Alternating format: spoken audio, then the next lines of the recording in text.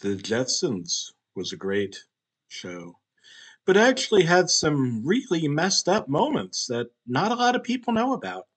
Hanna-Barbera was notorious for cutting episodes from its lineup in the early days, largely because audience receptions were never certain.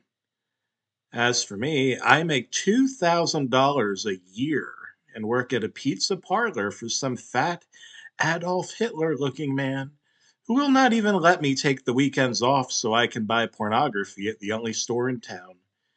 My mom disconnected my internet, bitch. I wrote this on a letter and had a computer whiz friend of mine type it up and post it online in case you're wondering. Hmm. I only got the tape because a rich investor of pornographic films accidentally gave it to me instead of bukkake disabled cum slut cowgirls with dyslexic legal midgets 12.5 inches. I'm not kidding. I masturbated to that, but it was difficult.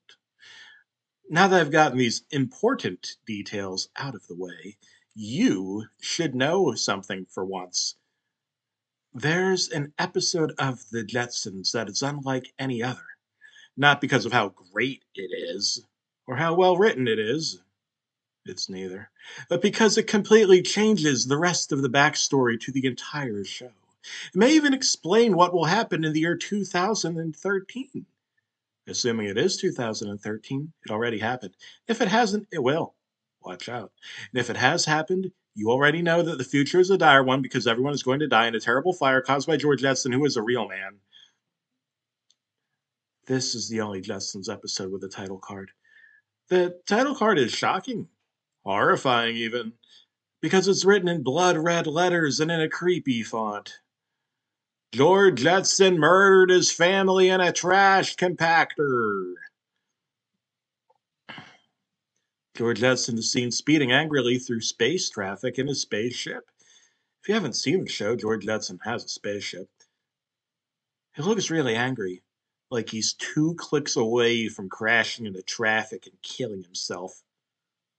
Goddamn space lights! Police state! My heart is filled with scrambled eggs! He begins to ramble and the tape starts to flicker. He's reading a text message on a cellular phone, many years before cellular phones were invented. It's Jane, his wife's phone. The text message stays on screen for 10 seconds. I want you to ride me until I come, Steve. A picture of a blender is shown. George is really angry. A vein is seen traveling in high detail up his neck. His eyes are bloodshot. Anyone would be angry if their wife was cheating on them, but George seemed especially angry, murderously angry even, as though he was going to murder someone.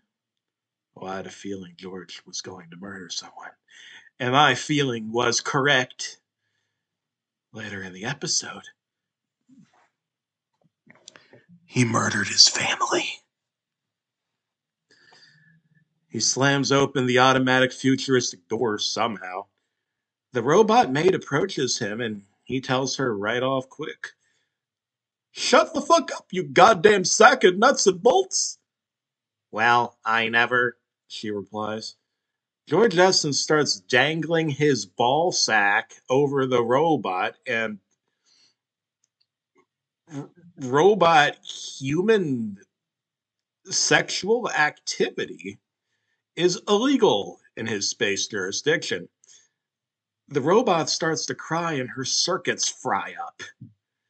George Jetson continues dangling and dangling his ball sack while the robot continues to cry.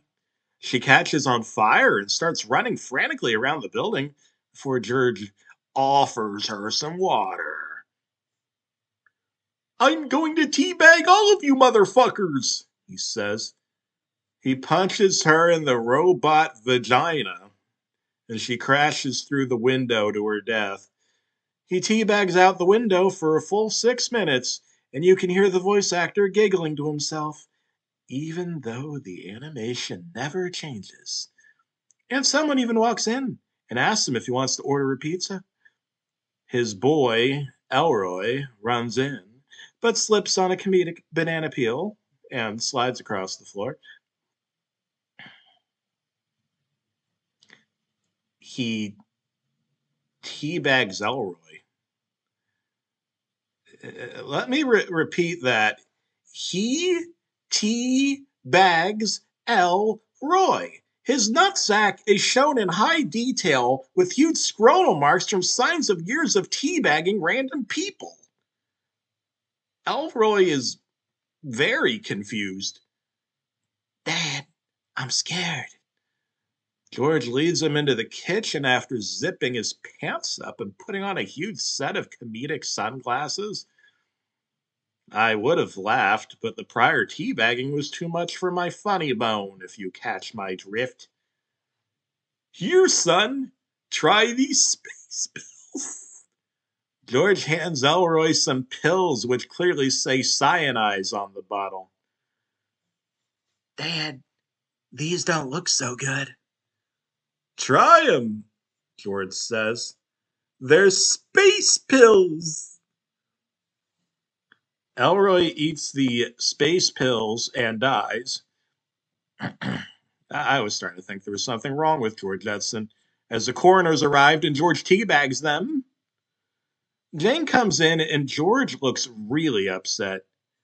You cheated on me with a sentient blender, he said. I want you out of the goddamn apartment. He throws a sandwich at her and she collapses on the floor like a bowling pin. It's a futuristic sandwich, George says, as though trying to explain the fact that the editing on this episode was extremely shitty. Let's get some futuristic mayo on it, motherfucker! No, he starts to unzip his pants, and this is when I turned the video off because it was making me very uncomfortable and sexually confused. After I saw my therapist and got some intensive psychotherapy, I ventured to view the tape again. George Jetson seems different in the second act. Jane is dead, laying in the corner, and George is throwing her, Elroy, and his daughter in a huge trash compactor at the plant he works at. He's recycling them into chairs. The chairs are just cheap plastic lawn chairs, not futuristic chairs. The next part is the most disturbing. He sits in the chairs naked, and a man that looks like Adolf Hitler joins him. I think it's a metaphor for a disparate neo-Nazi future. It could just be a man with a mustache. Hey, Super Mario, why don't you fuck off? What's weird is that Super Mario didn't even exist at this point, nor did it Nintendo of America. The show takes place in the future, so they do exist. Right? Somehow. They talk about their favorite flavors of soap until George abruptly starts to ramble. Listen, my little German friend, I want to tell you about a future. A terrible future. He waves his hand across the sky. They say there is a place somewhere far out in the reaches of space where you can see everything. One single point of light where the entire universe unfolds to you, and you can see the vast and infinite creation. All of the planets, the stars, the lights, the beams, the organisms. The camera zooms deep into George Jetson's grizzled face. I'm going to find that place, Adolf.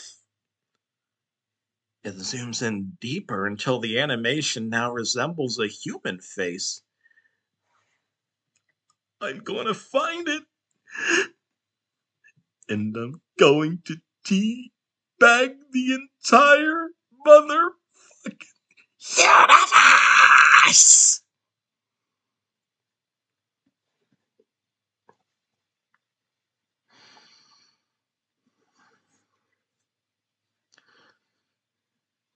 Hitler starts to cry as the camera zooms deeper and deeper into George's retina, which disappears into a set of points of light that become the entire vast and infinite cosmos. Stars and galaxies shine and shimmer with lustrous beauty, and a cheap visual overlay of a real man's nutsack slowly fades into view. Suddenly, there's the sound of a doorbell. Oh shit, he says. My pizza! My uh, futuristic pizza!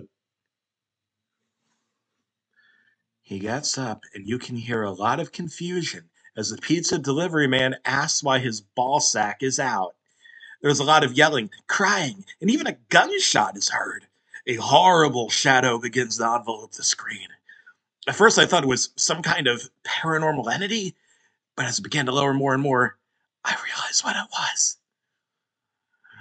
Oh my god. It was a pair of testicles.